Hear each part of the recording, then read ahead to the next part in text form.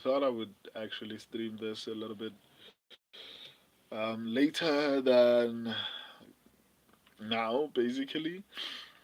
But here we are. So Mansur Abdul Malik versus Cody Brundage. Um, I mean, Mansur Abdul Malik has had two fights in the UFC, and those fights were against Dusko Tudorovic and Nick Lane.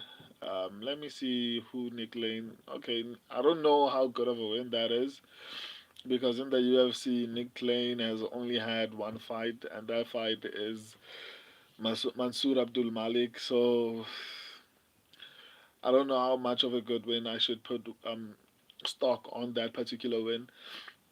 But I mean, Dusko Tudorovic actually did well in his previous fight against Zachary Reese, but at the same time, I feel like Zachary Reese at this point is not that great of a win on your resume. Even though Dusko Tudorovic actually lost that fight, I genuinely feel like Zachary Reese lost that fight. Even though I picked Zachary Reese, I still feel like Zachary Reese honestly lost that fight.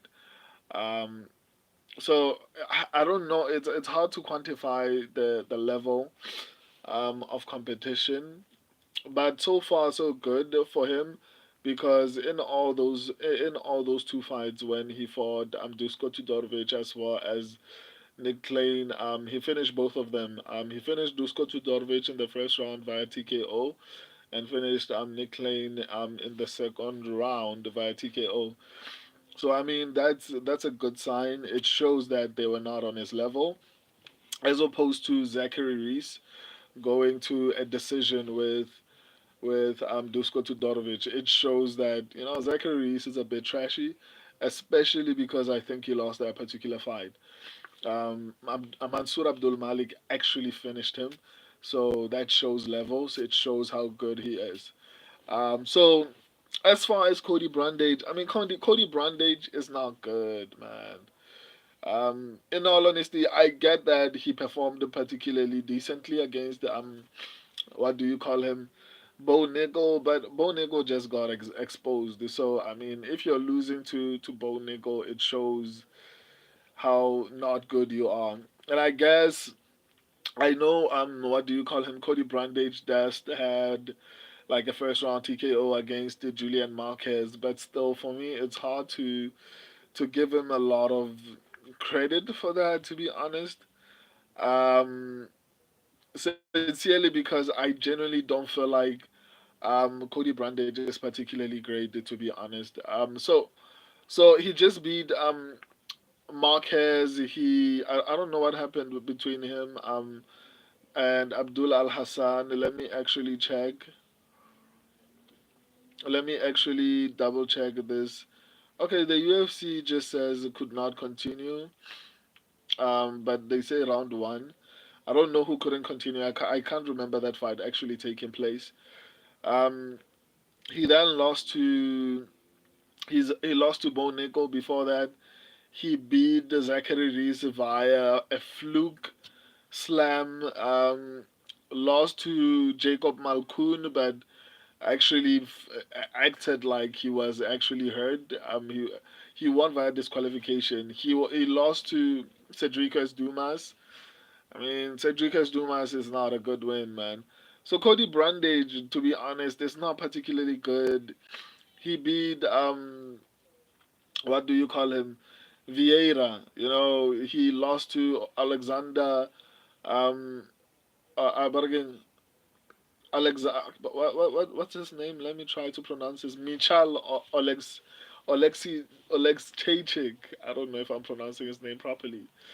So for me personally, I don't have a lot of confidence in Cody Brundage. I'd much rather go with the upcoming prospect, especially at least the people that I feel like shouldn't be on his level. He's finishing them. People like Dusko Tudorovic. I don't feel like you should go to a decision the way Zachary Reese did against Dusko Tudorovic. Even though I feel like Dusko Tudorovic is not particularly horrible, I still feel like he shouldn't be going to a decision with him. I think Abdul Malik is going to have a massive reach advantage. He's going to have a 7.5-inch reach advantage, if I'm not mistaken. Yeah, it's gonna be, or six. Is it 6.5? Yeah, it's going to be 7.5 if I'm not mistaken. I stand to be corrected. I think a 7.5-inch reach, even if it's 6.5, it's a significantly large amount of um, what do you call it? It's a significant amount of reach. As far as finishing ability, Mansur Abdul Malik um, has a 100% finishing rate. Whereas what do you call him? Cody Brundage has a 82% finishing rate, which is not bad, but I mean he hasn't been winning the right kind of fights that I feel like he should be winning. Mansur Abdul Malik on the feet is going to have the advantage as far as volume, is going to be throwing twice as much as Cody Brundage. I think Cody Brundage is a little bit better defensively, but still, I genuinely feel like Mansur Abdul Malik is going to have the advantage on the feet because of the reach, because of the volume, because of the finishing ability. Defensively, he's not too bad, even though I feel like Cody Brundage might be a little bit better defensively, but it's largely because of his wrestling, which I don't think is going to be very effective in this particular fight. Mansur Abdul Malik has good takedown defense. I can see Mansur Abdul Malik having success with the takedowns. I mean, I don't know, man. I just feel like Mansur Abdul Malik is going to have more success. I think he's going to actually win this fight via finish potentially. I don't know which round though. So my subscribers and I are going with Mansur Abdul Malik. Um, yeah, that concludes this particular breakdown. I love and appreciate all of you. Deuces.